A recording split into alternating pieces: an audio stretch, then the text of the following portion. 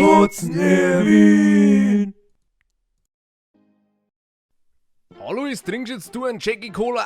Grundsätzlich hab ich nichts dagegen. Gut, dann schon her. Cola ist aber aus. Ja, Ja, super. aber jetzt einmal zum Wesentlichen. Der Söder Hans Wurst hat gesagt, ab Oktober machen die Porzen wieder auf. Ja, voll geil. Aha, jetzt lasse ich mich wegen der Leistungszerrung 2 Wochen krank schreiben und dann gehen wir ins 24/6 und schießen unseren allgegenwärtigen Vogel ab, hätte ich gesagt. Ja, ich merk auch schon, wie spannend. Prost, derweil, gell? Im Kindersing sollst du reinkommen. Ja, halt dein Fotzen.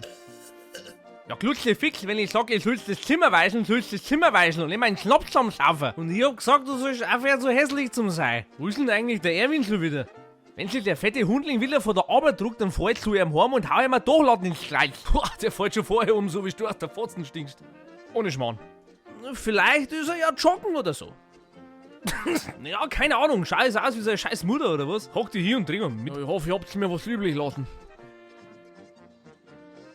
Ja, geil, der Maxel, mach mal lauter das Gerät. Ich sag aber, wenn man Turnhaupt hängen bleibt, dann schneit's. Grad wenn zu dir sind. Ach du Scheiße, apropos Erwin. Jede Nutten auf der Welt weiß, der Erwin macht's für wenig Geld. Es ist voll geil, Leute. 24/6 hat wieder Rüschel-Time. Da ist der Teufel los. Ja, Sie hören es selber, seitdem die Irling-Diskotheken wieder geöffnet haben, ist hier der Brutal. sogenannte Teufel auf. Ich muss los. 23 Minuten und eine garantiert alkoholfreie Fahrt später. Erwin, Hausverbot.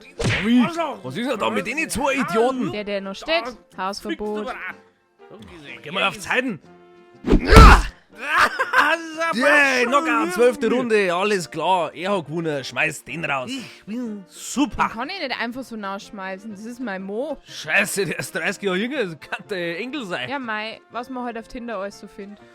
Wow, solange er keine Milchzähne mehr hat. Naja, Ritterwurst, was? Du schenkst mir jetzt ein frisches Weißbier. Ja, von mir aus.